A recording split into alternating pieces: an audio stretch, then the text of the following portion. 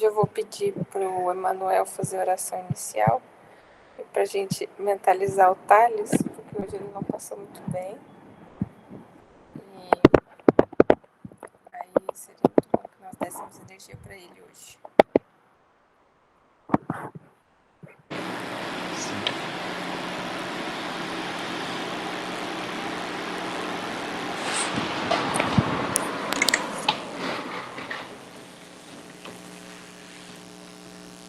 Mestre amado Jesus, agradecemos pelo estudo de hoje, Senhor.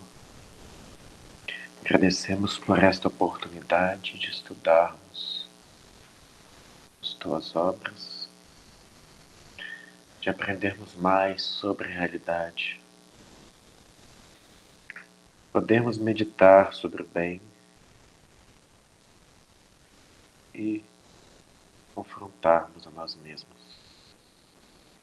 Pedimos Teu auxílio para que sejamos receptivos aos novos aprendizados, para que possamos gravá-los em nossas consciências e desenvolvê-los com o passar de nossas vidas. Pedimos também auxílio para o Papai. Envolva-o em Tua luz, que ele possa receber o nosso carinho. Muito obrigado, Senhor. Que assim seja.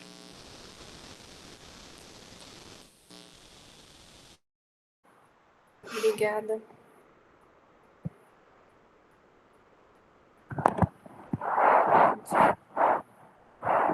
A gente vai... Oi? Eu achei que você ia falar. A gente vai então terminar o capítulo 5 e começar o capítulo 6 hoje. Em que o Telésforo terminou a primeira parte da palestra dele, né, no centro de mensageiros. Quem não deseja servir, procure outros gêneros de tarefa. A comunicação não comporta perda de tempo nem experimentação doentia, sem grave prejuízo dos cooperadores incautos.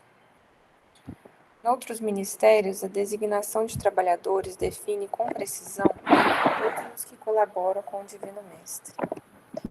Aqui, porém, acima de trabalhadores, precisamos de servidores que atendam de boa vontade. A gente já tinha lido esse parágrafo, mas a gente decidiu retornar porque, por causa do tempo, né, deu um probleminha na internet no final.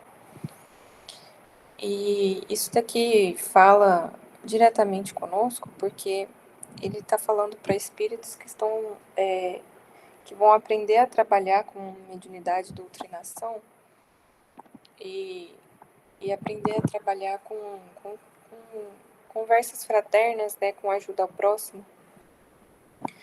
E isso não pode ser feito com experimentação doentia, nem perda de tempo. Isso é uma coisa que foi sempre a preocupação de Kardec, né, de colocar tanto no livro dos médiuns quanto no livro dos espíritos.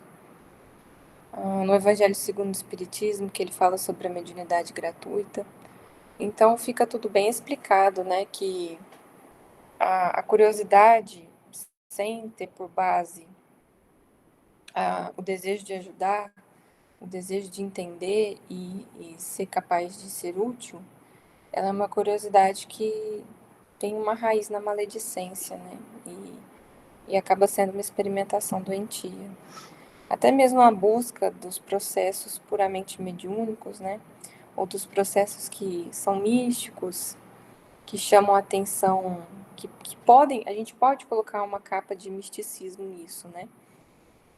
Então, um centro espírita sério, ele tem um trabalho sério de formação de médiuns e doutrinadores para tirar esse tipo de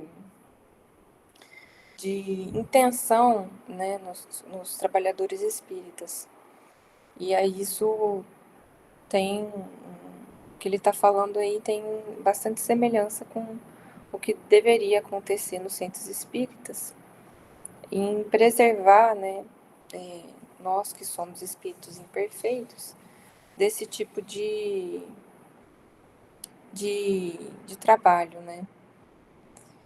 porque isso acontece mesmo. Ele fala assim, sem grave prejuízo dos cooperadores incautos. A gravidade disso ela é muito grande, né? Muitas vezes colocando só uma experimentação doentia ou uma busca só de satisfazer um certo desejo de atenção, de misticismo, né?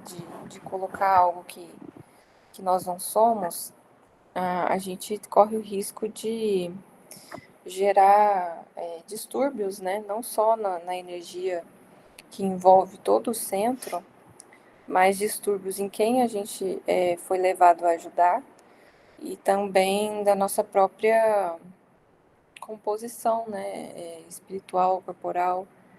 Isso pode gerar, como a gente falou, loucura, doença.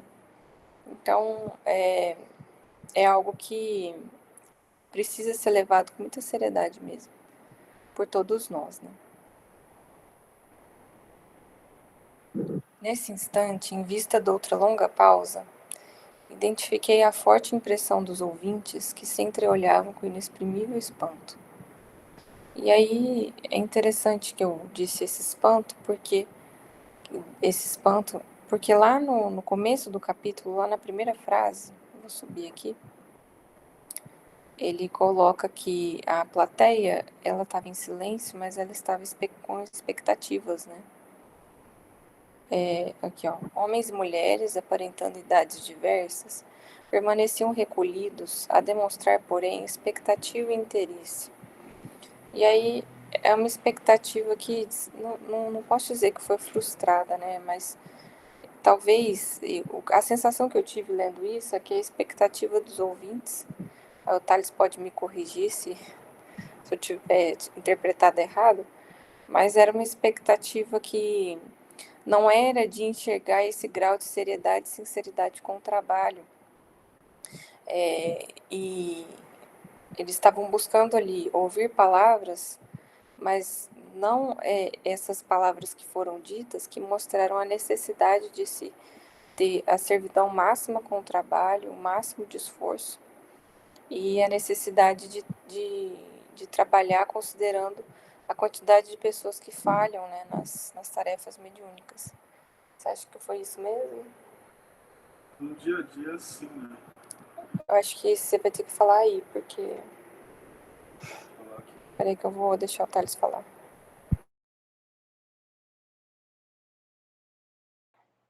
Boa noite. A questão de ouvir e fazer entra numa situação importante. A gente está lendo um livro que narra o que acontece no plano espiritual.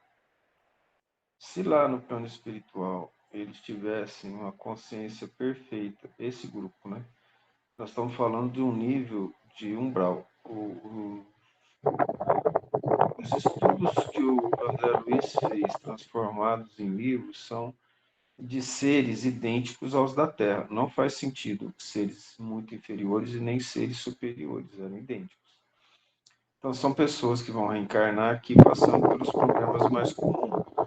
Não faz sentido ele colocar exceções, ele cita uma ou outra, tanto para cima quanto para baixo. Essas pessoas, esses espíritos, assim como aqui na Terra, eles criam expectativas daquilo que eles ouvem. Quantas vezes você já não assistiu uma aula empolgante com um professor e falou, agora eu vou estudar? Deve ter demorado uns 3 dias para voltar ao normal, né? Por quê? Por causa da dificuldade associada. Então, uma palavra importante que foi falada é, mais que trabalhadores, nós precisamos de servidores. O servidor é aquele que está fazendo o trabalho no sentido de servir, de ajudar. O Cristo falou assim, o Filho do Homem não veio para ser servido, mas para servir. Isso, servir-se, é mais que trabalhar, no sentido de que você vai estar trabalhando, colocando o ideal de pureza e de auxílio ao próximo, ou seja, você está colocando caridade no seu trabalho. Por isso, servidor. E aí, eles estão falando para pessoas, para espíritos desencarnados, que aqui na Terra não prestavam atenção. eu aprendi a analisar isso fazendo uma regra geral sobre os estudantes. A maioria dos estudantes não é bom, são raros. Você não pega numa sala mais do que 5% que tira nota boa e ou sabe, concorda? Uma sala de 40. Você tem 10 que tira notas muito boas ou sabe o que está fazendo, a sala é uma das melhores do mundo. A maioria está para baixo, considerando o ensino sério, vocês concordam? Entendeu o que eu estou falando? Então, a pequena porcentagem presta atenção e faz o trabalho corretamente. A maioria não faz. Então, ele estava falando para espíritos falidos, não espíritos que cumpriram suas obrigações. E quando falha, o fato de você estar num local espiritual bom não implica que você está melhor. Implica que você não está passando por condições, que você está sendo testado num nível de estresse em que os processos associados ao crescimento espiritual, como enfrentamento da verdade, não está acontecendo. Hoje nós lemos uma lição, você mandou a lição, né, dos órgãos que é necessário para poder fazer o bem, né, evoluir, que a gente sofra a influência dos órgãos, não é isso? Então, isso significa que lá você está num ambiente gostoso, todo mundo é bonzinho com você, você não vai ser mal com as pessoas.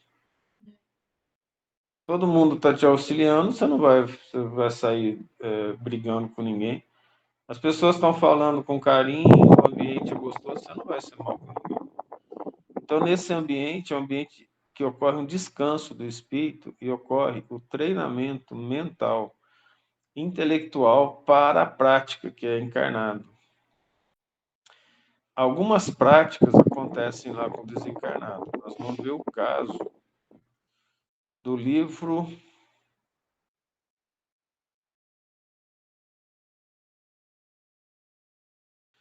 Sexo e Destino, em que o espírito vem cuidar da filha e vê o marido da filha traindo ela, ele fica tão desesperado. Ele é um espírito que está igual esses daí, foi lá em espírito e deu um soco no marido da mulher, da filha, que é o genro, seria o genro dele.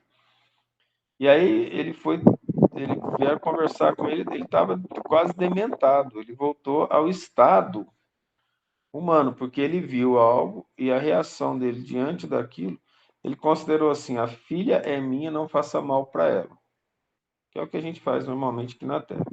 Então ele agiu como se fosse encarnado, normal. E aí ele viu a dificuldade de colocar o que ele aprendia e o que ele falou para os outros, porque ele era instrutor lá, em prática. Porque ele não pensou assim: mas se ele fosse o meu filho e fizesse isso, eu ia olhar com o mesmo olhar e ia falar assim: meu Deus, que levou esse indivíduo a fazer isso? Compreende? Então, aí, quando ocorre isso, é um egoísmo de grupo. Não faça mal para quem eu gosto. Se você fizer mal para quem eu gosto, eu vou ficar de mal de você. Mas a pessoa que está fazendo mal é filha de Deus do mesmo jeito, precisa de ajuda. E essa visão você pode ter na teoria. Na prática, tem que acontecer. E aí ele passou boa parte lá da história do livro, esse espírito, numa tentativa assim até de revolta contra Deus, no sentido não de Deus em si, mas das leis divinas. Ele queria ser vingativo com quem fazia mal para a filha dele. E aí, ele quase que passa de espírito instrutor no plano espiritual para obsessor. Se é que ele não teve momento de obsessão, porque ele foi lá, deu um murro, quem dá murro assim é um obsessor. Aí o encarnado sentiu como um desfalecimento, uma perda repentina de energia, ele caiu sentado numa cadeira e sentiu mal-estar. Então, esse tipo de coisa mostra para a gente a diferença entre você estar no lugar para aprender e fazer. Muitas pessoas se refugiam dentro da igreja, do templo, do centro espírita. Fica o tempo todo lá, e lá a vibração é gostosa, as pessoas falam mansinho, todo mundo tende a ser amigo de todo mundo.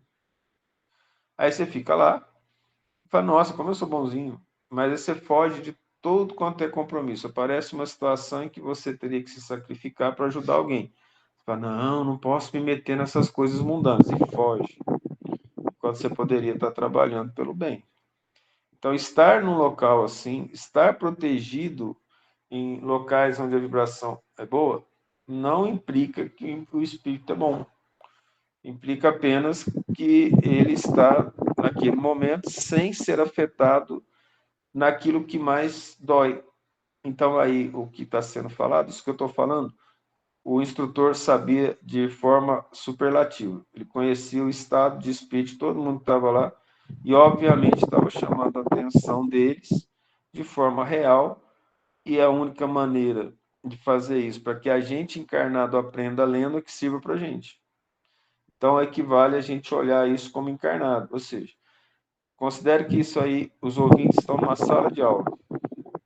Quantos por cento são bons alunos? Entendeu? Mais ou menos isso. Só que lá existe uma certa facilidade. Ele quer servidores. A maioria não está apta a ser servidor. Nós vamos ver, né? Essa situação. Por quê? Para ser servidor requer um compromisso com o trabalho no bem, não apenas o trabalho em si. Continuando essa história de sala de aula, quantos professores levam a sério o trabalho deles e não enrolam e não usam gracinhas excessivas ou uma habilidade de falar, mas para ensinar seriamente? Entra na mesma porcentagem. Quase, entende? Então a questão não é trabalho. Quem é que trabalha colocando o seu trabalho a favor do bem? É isso que está sendo falado. Eu não sei se respondeu o que você queria.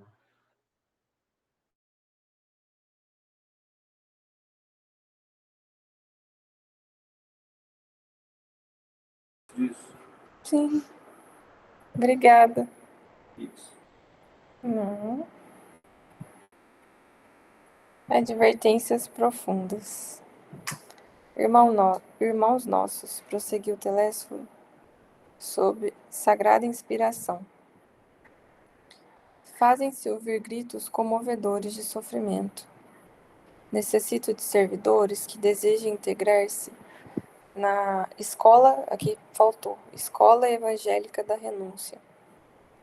Aqui mostra interessante ele colocar a sagrada inspiração, né? Porque aí relembra aquilo que a gente já tinha comentado em outros estudos, que existem vários graus de consciência e de mediunidade, né? Que eles estando lá, eles estavam ainda aqui no plano espiritual materializados, mas também recebendo influência de planos superiores. Isso continua acontecendo.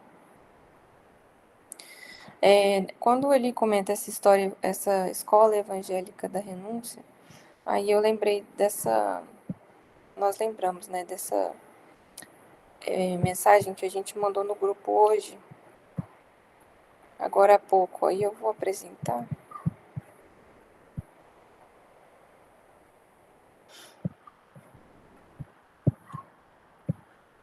para a gente ler. A fé e a caridade.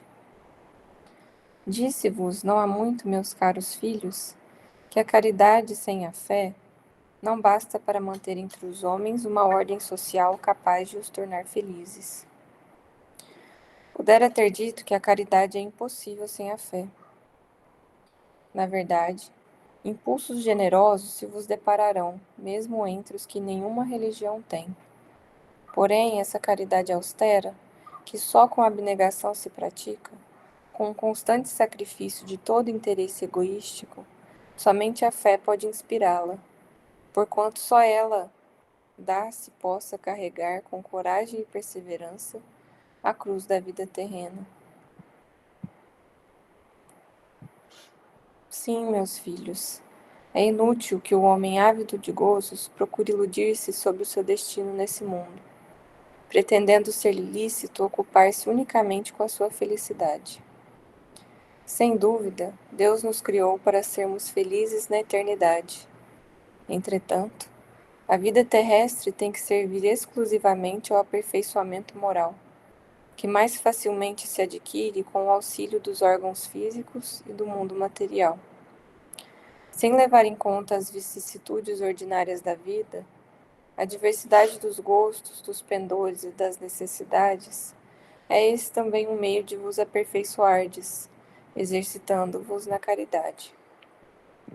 Com efeito, só a poder de concessões e sacrifícios mútuos podeis conservar a harmonia entre elementos tão diversos. Tereis, contudo, razão se afirmardes que a felicidade se acha destinada ao homem nesse mundo, desde que ele a procure, não nos gozos materiais, e sim no bem. A história da cristandade fala de mártires que se encaminhavam alegres para o suplício. Hoje, na vossa sociedade, para serdes cristãos, não se vos faz mister nem o holocausto do martírio, nem o sacrifício da vida, mas única e exclusivamente o sacrifício do vosso egoísmo, do vosso orgulho e da vossa vaidade. Triunfareis se a caridade vos inspirar e vos sustentar a fé. Espírito Protetor, Cracóvia, 1861. Por que eu lembrei, a gente pegou essa mensagem? É por causa da questão do sacrifício e da renúncia, né? Que sem a fé e sem a compreensão exata da necessidade de nos aproximarmos do bem, a gente não consegue sacrificar os nossos interesses egoísticos para trabalhar e sermos servidores. Como o Thales comentou, essa questão de serviço, de colocar o trabalho no bem acima de qualquer interesse e trabalhar para isso, ela exige de nós uma renúncia de todos os subterfúgios que nós criamos ao longo do tempo para satisfazer as nossas vontades, as nossas pequenas vaidades, as nossas necessidades materiais, que são necessidades muitas vezes criadas.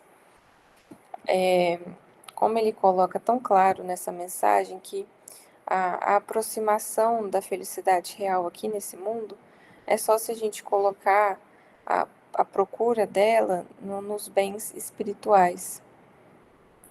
E que é preciso que nós vivamos aqui na Terra e soframos as dificuldades da matéria, da doença, os problemas, as tribulações, e que a gente consiga colocar um fim moral nisso tudo, né?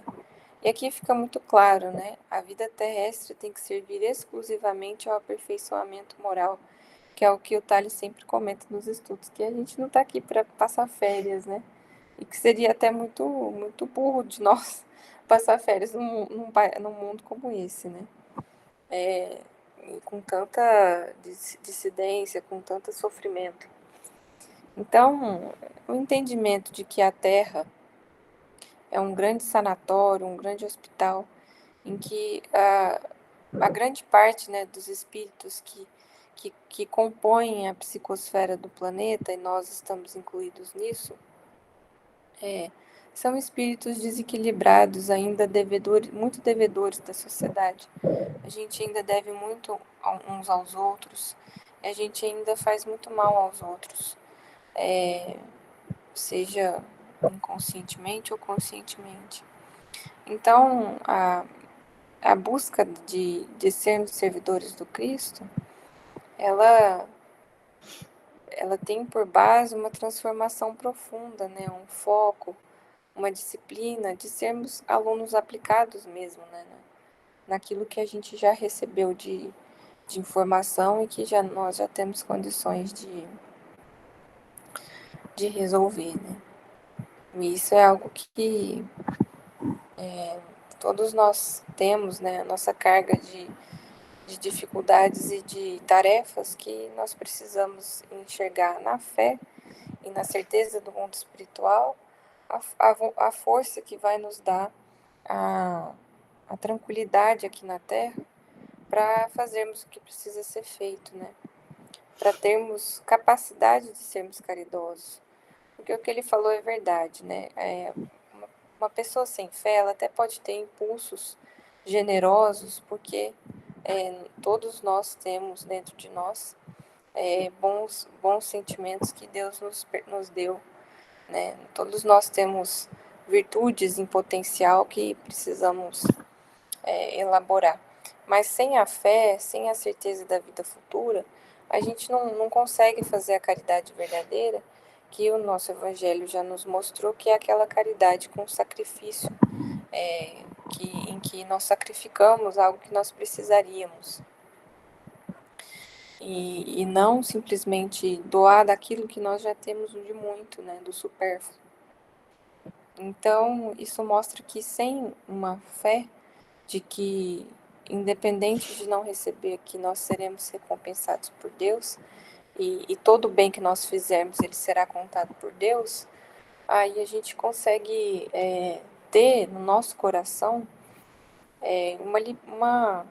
uma leveza, né, e uma força mesmo, para que nós sigamos cada vez mais doando mais de nós mesmos, né? E isso é um processo que a gente tem que passar, né, de sair do nosso casulo, que nós criamos o nosso egoísmo, né? O Thales deu um bom exemplo que um espírito, né, na região do nosso lar, trabalhando pelo bem, estudando, né, e se reerguendo espiritualmente, num momento que se viu ameaçado alguém da família, criou aquele egoísmo de grupo, né?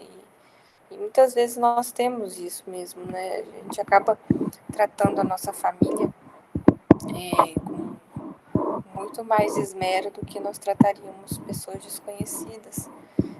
E isso, com a evolução do nosso amor, a gente vai conseguir enxergar, né, todas as pessoas como irmãos. Mas nós temos uma dificuldade imensa de fazer isso. Quer falar alguma coisa? Desde as primeiras tantas do Espiritismo Renovador, nosso lar tem enviado diversas turmas ao trabalho de disseminação de valores educativos. Centenas de companheiros partem daqui anualmente, aliando necessidades de resgate ao serviço redentor. Que é aquilo, né? A gente tem muitas coisas a pagar e a gente trabalha e se esforça para ter uma encarnação em que a gente paga isso com o trabalho, né? Com o serviço redentor. E aí Deus nos dá a oportunidade, porque Ele nos ama, de, mesmo com os nossos defeitos, e sabendo das nossas possibilidades de erro e de queda, que nós tenhamos ainda chances de trabalhar pelo bem e ir pagando, redimindo as nossas faltas. Mas ainda não conseguimos os resultados desejáveis. Alguns alcançaram resultados parciais nas tarefas a desenvolver, mas a maioria tem fracassado ruidosamente. Então aqui mostra a questão do problema das quedas reencarnatórias, né? E aí mostra aquela alegoria que o Thales comentou da sala de aula, que alguns alcançam resultados parciais, os que alcançam resultados totais, eu acredito que seja próximo de zero, né? Uma quantidade mínima mesmo. E a maioria fracassa ruidosamente. Então, a nossa dificuldade em se acertar, em fazer o que precisa ser feito, ela é muito grande. Porque é como está no Evangelho segundo o Espiritismo, né? Que é a força de vontade sempre rara, né? O Thales comentou, acho que foi hoje que você comentou? Não, foi no estudo de quarta. Sim. Você falou que aquela passagem no Evangelho segundo o Espiritismo que que, que o espírito pode colocar.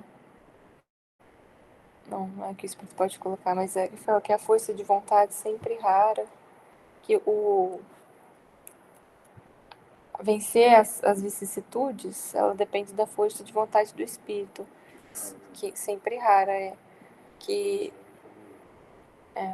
que a nossa força de vontade muitas vezes nas dificuldades ela é imensa, né? Isso gera um peso enorme e para a gente sair disso é só realmente com muita força de vontade, com oração sincera, com busca mesmo daquele sentimento íntimo profundo de se ligar melhor ao bem, né? Deus nos dá a oportunidade de fazer isso a todo instante, e a gente vai ver isso, né? Que a misericórdia, quando eles forem contar os casos deles, que a misericórdia de Deus, ela tá sempre conosco, né? Então, mesmo a gente errando, qualquer mínima disposição que a gente mostra, a gente já recebe ajuda para conseguir superar as dificuldades. Então, por isso que é possível ainda, mesmo tendo caído, conseguir resultados parciais, buscando se voltar a Deus e buscando se redimir daquilo que foi feito, né? Das nossas dificuldades, dos nossos erros. Porque Deus não desampara ninguém e Ele respeita o livre-arbítrio dos seus filhos, mas Ele espera também que os seus filhos se envolvam, né, com a responsabilidade que foi acordada no início dessa reencarnação também, de todas, né? Nossos institutos de socorro, debalde, movimentam medidas de assistência indispensável. Raríssimos conquistam algum êxito nos delicados mistérios da mediunidade e da doutrinação. Isso é muito importante, e por isso que é importante um centro espírita ter como base o estudo do livro dos médiuns, porque lá no estudo dos livros dos médiuns a gente vai ver a seriedade com que o Kardec coloca o desenvolvimento mediúnico, né? E aí ele coloca várias vezes que um bom médium não é um médium que recebe comunicações ou que tem uma mediunidade muito ostensiva, mas é aquele que está em contato com os bons espíritos. E para estar em contato com os bons espíritos, é preciso que a soma, né, dos nossos sentimentos, pensamentos e atos sejam pensamentos voltados para o bem, né? Sejam desejo íntimo de se voltar ao bem. E isso é muito raro aqui na sociedade, porque a gente busca ainda a gente tem ainda muito daquela sede de experimentação inferior, que foi dito pelo Telésforo no outro capítulo, que a gente ainda busca sensações, ainda busca ganhos materiais, nós ainda temos desejos de coisas materiais que nos colocam numa situação de ansiedade e de desligamento das coisas espirituais, né? E ainda mais na questão da mediunidade, essa questão dos centros espíritas estarem deixando de fazer estudos, deixando de serem rigorosos nesse tipo de situação, ele é muito grave para o desenvolvimento da mediunidade, porque a pessoa ela pode se colocar em vários misticismos, porque se a gente não está muito consciente da nossa vaidade, existe a chance grande de se perder a reencarnação e as tarefas que poderiam ser geradas pela mediunidade por um senso de autoimportância muito maior do que ele é. E aí a pessoa começa a acreditar que aquelas comunicações, elas acontecem só porque a pessoa está lá e existe. E a pessoa não consegue perceber que, na verdade, ela foi um instrumento que foi utilizado ali naquele momento e que poderia ter sido qualquer outro instrumento e que ela não se torna mais especial por isso. Mas a nossa tendência é de querer um chamamento, né, para si. A gente vê que foi muito acertado, né, a questão do Allan Kardec de não colocar o nome dos médiuns nas comunicações dos livros dos espíritos. Você imagine, né, como que seria se perdesse a atenção das comunicações para colocar a atenção para os médiuns, né? E a pessoa ia falar assim, aqui o livro que fulaninho escreveu aqui, que está aqui, e que isso tiraria a importância da mensagem ali, né? E colocaria uma importância para quem recebeu que é muito maior do que foi mesmo. E aí a gente vê que o movimento, não sei se eu acredito que no mundo inteiro, né? Mas o movimento é colocar o nome de quem está recebendo a mensagem. E isso é uma centralização, uma busca de atenção que ela deve ser sempre diminuída, né, nos grupos espirituais de maneira geral. Isso precisa estar muito, muito certo, porque isso também é uma grande possibilidade de queda. Assim como também a busca de receber, né, pela mediunidade em si. Existem pessoas que têm sensibilidade e que se colocam em trabalhos místicos, desligados do espiritismo kardecista, né, mas criam situações místicas para receberem por isso e tudo. E são coisas que são complicadas mesmo na questão de mediunidade, porque colocar um ganho financeiro nisso também é tirar todo o propósito da conversa, que seria um chamamento, né, um consolo, muitas vezes, para as questões espirituais.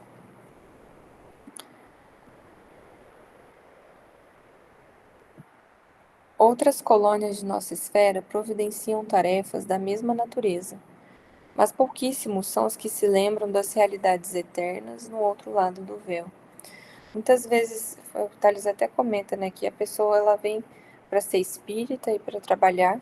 Muitas vezes chega aqui na Terra e nem espírita ela se torna, né? Você comentou que tamanho é a fuga da realidade, né? Eu mesmo tenho o meu caso, porque eu nasci numa família que, no momento que eu nasci, ela tinha se tornado espírita. Tanto é que eu sou batizada, participei da evangelização infantil, mas eu não, na minha infância, na minha adolescência, eu não dei a atenção necessária para a doutrina espírita e não iniciei ali um trabalho mais sério de, de esforço íntimo e de trabalho nas questões espirituais que poderia ter me preservado de muito sofrimento ali depois da adolescência e, e durante a faculdade. E são coisas que foram fugas mesmo, né? Por revolta, por inconsequência. E são coisas que aqui na Terra, elas ainda são muito frequentes, né? A gente vê que existe uma repulsa geral de se buscar valores espirituais em qualquer tipo de religião, né? As pessoas que vêm para trabalhar, vêm para se ligar, todo mundo vem para se ligar a Deus, né?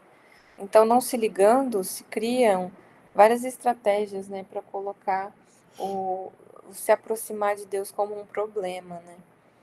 E, e aí é interessante que até mesmo a questão da... A gente sempre comenta, né, que 1 hora de missa já parece muito, mas a pessoa, e na semana, né, mas a pessoa vive aí o final de semana inteiro, bebendo, jogando, falando mal das pessoas, né? E criando atividades que não são ligadas ao bem, que não são ligadas a boas vibrações. Ela trabalha a semana inteira esperando esse momento para se despejar, mas a pessoa não consegue aquietar o coração e entender que é preciso se aproximar de Deus e que grande parte da ansiedade, da busca constante de coisas que anestesiem, que deem sentimentos de euforia ou deprimem, que gerem sentimentos de relaxamento, vem da consciência pesada de não colocar, de não estar fazendo aquilo que é necessário fazer, né? Então a gente vê que isso ainda está falando daquela questão dos primeiros capítulos, que a consequência assim do estado mental que as pessoas vivem, da quantidade de doenças que tem, é pela busca das pessoas de se ligarem ainda ao mal e de ainda escolherem viver em vibrações pesadas através de comportamentos que afastam os bons espíritos, mas aquela que está escrito no capítulo anterior, né, a espontânea aproximação psíquica com os encarnados de condição inferior, na busca da sensualidade, dos prazeres e da preguiça, da maledicência, e não a busca de um reajustamento, de um recomeço e uma ligação maior com Deus. A ignorância domina a maioria das consciências encarnadas. e a ignorância é mãe das misérias, das fraquezas, dos crimes. Tem uma frase que eu não vou lembrar onde está, eu acho que é no Nosso Lar, em que ele fala que aqui nós enxergamos o mal apenas como ignorância, né? Porque quando a pessoa que está errando, que está provocando mal, ela enxergar que o que ela está fazendo está indo contra a lei de Deus e que na verdade Deus permitiu que ela fizesse e porque serviu ainda para um bem, ela vai entender, essa ignorância vai se desfazer e ela vai entender que é preciso fazer o bem para ser feliz, né? Isso a gente comenta bastante sobre os processos obsessivos, né? Porque muitas vezes quando a gente está no centro espírita e se comenta sobre os processos obsessivos, a vítima do processo, vítima no sentido de que está sofrendo o processo obsessivo, né? Mas não como vítima no caso de não ter culpa, porque não existem culpados e vítimas desse processo, né? Mas o encarnado normalmente tem a tendência de pedir para que seja retirado, né, e ser livrado de uma obsessão. Mas a convivência com a obsessão, muitas vezes, ela provoca a busca da melhoria. E quando a gente busca a melhoria e se melhora, a gente também está melhorando o obsessor. Num processo de solidariedade que vai favorecer o bem ao longo do tempo e vai retirando, então, cada vez mais os obsessores da condição de obsessores, né? E também porque são pessoas que estão ligadas a nós, na maioria das vezes, pelo que nós cometemos. Então, também faz parte do nosso pagamento de sofrer, né, mesmo que de forma inconsciente, aquilo que a gente fez os outros passarem. Então, nós mesmos pudemos ter sido obsessores dessas pessoas quando a gente estava desencarnado.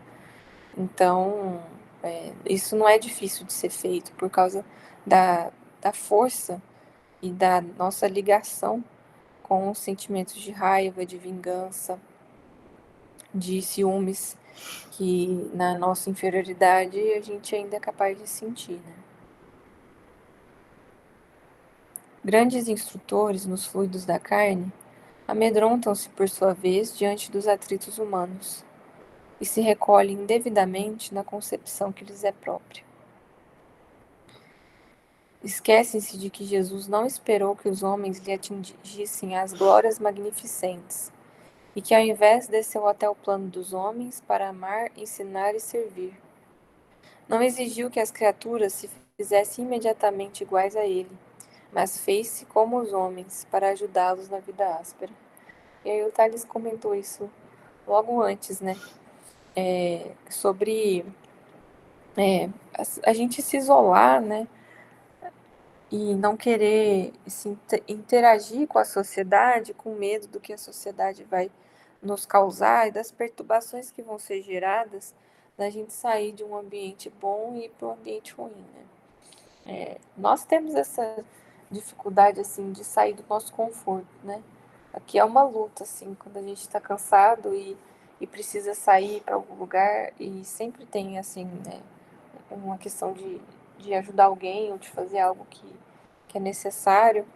E até mesmo às vezes para fazer alguma coisa que é preciso para casa, a gente ainda sofre com aquela questão de não tá querendo fazer isso, e a gente luta contra isso para tentar vencer esse estranhamento que gera, né, de sair do conforto, de sair daquela vibração que é a vibração que a gente está acostumado, né?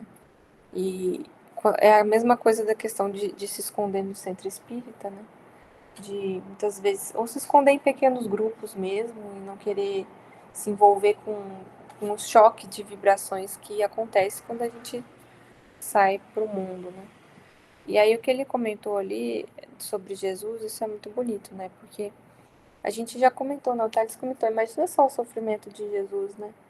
De ser perfeito, que não precisava mais reencarnar, e ele encarnou, né? E aceitou um corpo físico e aceitou viver num corpo físico para trazer ensinamento para pessoas ignorantes que não entendiam as coisas que ele dizia, nem mesmo os discípulos, né? Como ele comenta várias vezes. Vocês são meus discípulos, vocês não conseguem enxergar isso? E aí mostra também que Paulo entendeu isso bem, né? Quando ele fala, fez como os homens. Paulo, na primeira carta aos Coríntios, ele fala, né? Fiz-me judeus para os judeus, fiz-me não entendedor para os não entendedores, fiz entendedor da lei para os que entenderam a lei, fiz-me fraco para os fracos, fiz-me louco para os loucos, fiz-me servo de tudo e de todos, para que, sendo servo de todos, eu chegasse a salvar alguns. E essa mensagem de Paulo mostra essa luta em trabalhar para agir em favor dos outros, independente daquilo que os outros estão nos dando para a gente, né? Que se fechar em grupos, em círculos que nos acolhem e entendem o que nós estamos falando, ele é prejudicial para o trabalho, porque a gente não chega a movimentar, muitas vezes, aquelas pessoas que precisariam ser movimentadas com o conhecimento que a gente adquiriu. E isso é uma luta imensa que nós temos que fazer todos os dias para conseguir realmente sair desse casulo mesmo que nós geramos, né? Eu lembrei de outra coisa também, mas fugiu agora. A mensagem sobre a missão dos espíritas de Erasto no Evangelho, que mostra que ele comenta, né? Irá pregar de desapego aos avarentos. Vou lembrar bem aqui. Você lembra, Thales? Qual parte que você quer? Que ele fala assim, que você irá pregar desapego aos avarentos, irá pregar amor aos tiranos. Falareis a pessoas que não quereis ouvir. Falareis a pessoas que não quereis ouvir. Aí, depois que você falou isso, ele fala assim, mas aqueles ele fala assim, que os trabalhadores mais humildes ouvirão e a colocarão em prática. Mas os trabalhadores mais humildes ouvirão e a colocarão em prática. Algo assim, né? Tá lá na missão dos espíritas de Erasto.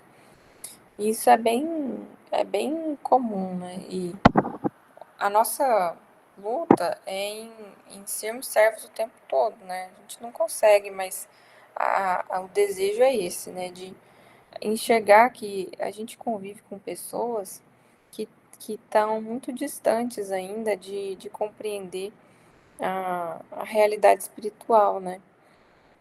Nós que temos esse conhecimento espírita, nós temos um pouco mais, né? Não é muito também, mas a gente tem a responsabilidade de trazer, então, esses conceitos do cristianismo revividos com essa clareza para colocar, né, nesses grupos que não são grupos que têm o mesmo conhecimento que nós, mas para trazer o conhecimento de Jesus para as pessoas, né, no geral. Para a gente, mesmo com uma pequena palavra, ou um pequeno versículo, ou uma lembrança de Jesus, colocar as pessoas em contato com pensamentos que as ligam mais a Deus, né? E esse é o grande trabalho que Jesus fez, né? Então, nós, nessa busca de se ligar a Jesus, nós temos que nos espelhar nele, no que ele fez por nós, né? Eu mandei aí isso, que ilustra bem isso. O Thales mandou aqui no grupo um negócio que ilustra bem isso. Assim, a boa vontade, fazer o bem, o que isso exige? Ele falou que a boa vontade e o que isso exige de nós para sermos filhos de Deus, que é muito difícil, não é fácil. 20 exercícios para a reforma íntima, de Chico Xavier. Executar alegremente as próprias obrigações. Isso aqui já é dificílimo, né? Porque vai fazer alegremente um almoço quando está cansado, lavar uma louça, vai estudar quando está com dor de cabeça, vai fazer, nossa, obrigação com família. Isso aqui a gente já pode entender o quanto que isso é difícil para nós, né? Mas é a nossa luta mesmo. silenciar diante da ofensa. Quanto que a gente é rápido, né? Já se sentiu ofendido, já tem uma resposta. Muitas vezes até pior do que a ofensa que foi feita, né? Só pela defesa mesmo de nós mesmos. Esquecer o favor prestado, isso aqui é muito comum que a gente não consegue, né? Muitas vezes até cobra, ou até coloca numa balança, né? Ah, não fez isso por mim, então não faço mais o que eu fiz pela pessoa, né? O que está distante dos ensinamentos de Jesus. Exonerar os amigos de qualquer gentileza para conosco.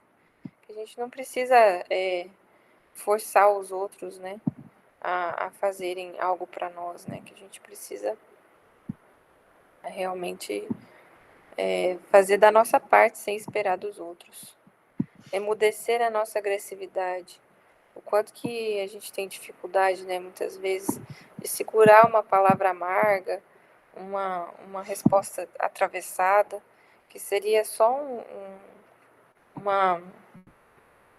seria só um ponto assim de piorar todas as coisas, e o quanto que a gente tem dificuldade de muitas vezes ficar calado, né? Não condenar as opiniões que divergem da nossa. Se a gente for ver a luta que tem nas discussões da internet, a gente vê a nossa dificuldade em não condenar, né? Abolir qualquer pergunta maliciosa ou desnecessária, e aí vai muito ao encontro do que a gente leu sobre a curiosidade perniciosa. Repetir informações e ensinamentos sem qualquer azedume. Treinar a paciência constante. Ouvir fraternalmente as mágoas dos companheiros sem biografar nossas dores. Isso é muito difícil, né? Se a gente for ver, eu já me peguei várias vezes com uma pessoa falando uma dor, eu falava minha dor também, era uma troca de dores, né? E que as conversas normalmente são assim, porque normalmente nós estamos muito mais ligados a nós do que se disposto a ouvir os outros, o sofrimento dos outros, né? Buscar sem afetação o meio de ser mais útil. A gente percebe que muitas vezes colocar afetação, muitas vezes é criar um burburinho em torno do meio de ser útil, muitas vezes para se eximir de fazer, né? Quando a gente busca meio afetado assim. É só fazer e pronto, né? Sem precisar de muitos alvoroços. Desculpar sem desculpar-se, que a gente não pode nos desculpar das nossas faltas, a gente precisa entender que a gente erra, que a gente faz mal para os outros. Não dizer mal de ninguém. Buscar a melhor parte das pessoas que nos comungam a experiência. Tem uma mensagem do Emmanuel que fala: quando a gente oferece a nossa boa parte para os outros, a gente recebe dos outros a boa parte deles também. Mas se a gente oferece maldade, a gente recebe maldade. Se a gente oferece mentira, a gente recebe mentira. Alegrar-se com a alegria dos outros. Isso quantas vezes a gente não é capaz, né? Muitas vezes a pessoa chega com uma alegria, exemplificando uma alegria, né? Contando uma alegria que passou. E muitas pessoas têm dificuldade, né? De se alegrar com a alegria dos outros. Não aborrecer quem trabalha. Isso aqui é difícil, né? Ajudar espontaneamente. Respeitar o serviço alheio. Reduzir os problemas particulares. Servir de boa mente quando a enfermidade nos fira. Então, isso realmente é algo para a gente meditar bastante sobre as nossas dificuldades e enxergar que existe sim possibilidade da gente abrandar as nossas dores, né? Mas isso vai acontecer quando a gente conseguir se desprender, né? Das nossos sentimentos de alta importância e aplicando tudo isso que ele comentou, que tem por base sempre a premissa de Jesus, né? Que é amar a Deus sobre todas as coisas e ao próximo como a nós mesmos.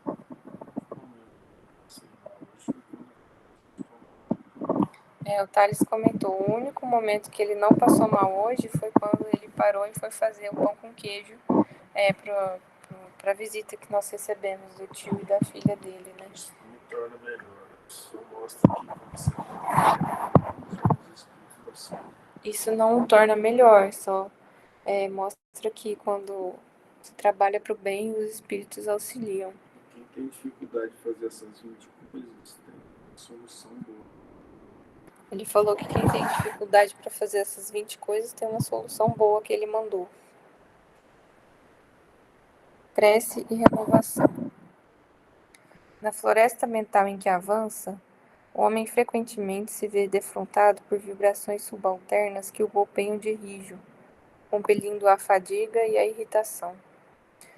Sejam elas provenientes de ondas enfermiças, partidas dos desencarnados em posição de angústia, e que lhe partilham o clima psíquico, ou de oscilações desorientadas dos próprios companheiros terrestres desequilibrados a lhe respirarem o ambiente. Todavia, tão logo se envolva nas vibrações balsâmicas da prece, ergue-se-lhe o pensamento aos planos sublimados, de onde recolhe as ideias transformadoras dos espíritos benevolentes e amigos, convertidos em vanguardeiros de seus passos na evolução.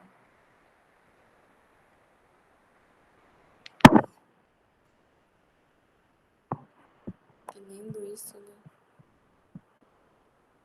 A questão que é na oração bem sentida que a gente vai ter a força, né, para vencer as coisas. E tentar cada vez mais fazer todas essas 20 coisas e tudo aquilo que a gente tem estudado, né? A nossa luta é aplicar mesmo. E sermos cada vez mais confiáveis, né, para os bons espíritos e para as pessoas ao nosso redor. E tentando isso, a gente já sente uma alegria no coração de já não estar mais errando aquilo que a gente já percebeu de errado, mas buscando para vencer e lutando sempre, sem desistir, porque não tem por que desistir, né? A evolução, ela é uma fatalidade, a gente vai evoluir, mas fazendo da nossa parte para se ligar a Deus, a gente chega mais rápido e com menos sofrimento, né?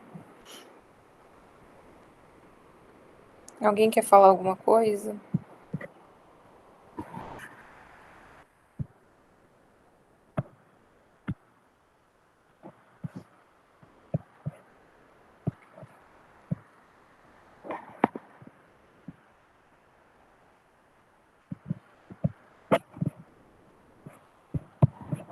Como que eu fecho isso aqui?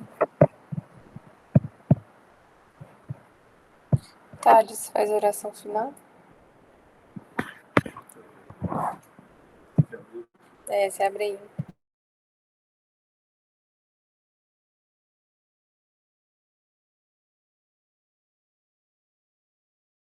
Ele saiu do estudo, gente. Ele tá voltando. Bem desesperado. Ansiedade. Eu tô aqui procurando as mensagens e ter apertado esse negócio aqui. Uhum. Você achou aí? Uhum.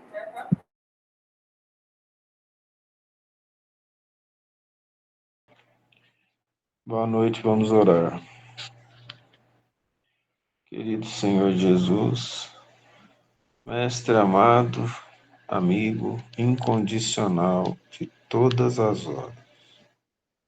Muito obrigado, Senhor, pelas bênçãos imensas que em nome do Pai o Senhor nos traz e nós não as vemos. Diante das dificuldades, costumamos não olhar nem para o céu, que é o escabelo dos pés do nosso Senhor, em que as próprias estrelas, o firmamento, a lua, o sol, nos mostram a grandeza da criação que poderia nos libertar do mundo pequeno em que vivemos, quando não queremos enxergar nada mais do que nós mesmos, no processo do egoísmo que temos cultivado ao longo do tempo. Olhando ao nosso redor, veremos irmãos mais necessitados, pessoas em sofrimento que não imaginaríamos, mas que podemos perguntar sobre a sua dor quando um olhar triste atravessar o nosso, quando uma cabeça baixa passar ao nosso lado. Podemos fazer oração esquecendo dos nossos problemas e nos colocando à disposição dos bons espíritos. No processo de caridade silenciosa que Deus nos dá constantemente, renovando o ar, o ambiente, colocando na nossa vida as pessoas que podem nos incitar à melhora, sendo elas aquelas que nos irritam e nos fazem ver os próprios erros, ou aquelas que com carinho e amor nos conduzem para a renovação das nossas energias. Sejamos entre os doentes o doente que ajuda, na terra de sofrimento e dor. Não sejamos mais um espinho, mas subamos até as pétalas da rosa, liberando perfume e beleza, mesmo ainda como as raízes fincadas no chão, que na terra necessita do esterco para a renovação. Ah, Senhor, permita que, entendendo a luz que nos envia, sejamos servos da sua vontade. Permita que entendamos que o Senhor bate à nossa porta constantemente, pedindo a entrada em nossos corações ainda, tenros e infelizes por nossa própria escolha. Vemos o céu, mas voltamos os nossos desejos para as ilusões da carne, mesquinhas e infelizes, e lutamos com todas as forças para não nos libertar delas, assim como o animal primitivo. Prefere o alimento grosseiro ao carinho do dono tantas vezes. Senhor, pedimos que não nos abandone mesmo cometendo erros extremamente agressivos contra nós mesmos e o nosso próximo. Antes, aprendamos a perdoar a nós mesmos com o perdão que o Senhor nos perdoa e que a oração nos traga a força necessária para a redenção, que devemos entender que já deveria ter começado, mas o seu amor nos permite que recomecemos sempre, nesta ou noutra vida, e o seu amor se faz por todos os teus filhos, dando oportunidades múltiplas através da reencarnação, onde a sua justiça se faz perfeita e muitas vezes inacessível à nossa ignorância. Abençoa-nos o intento e que saibamos entender a infinita sabedoria que conduz os nossos destinos, colocando-nos menos rebeldes diante dos chamamentos dos bons espíritos. Coloque-nos, Senhor, na senda que tantas vezes desviamos pela causa principal do egoísmo embrutecedor, inimigo de todas as inteligências, e que coloca uma armadura no coração, impedindo que doemos e que recebamos as vibrações do bem. Senhor, não nos afastemos do Senhor. Nos convidastes a ir até o Senhor, pois o vosso fardo é leve e o jugo é suave. Aceitemos o convite. Muito obrigado, Senhor Jesus.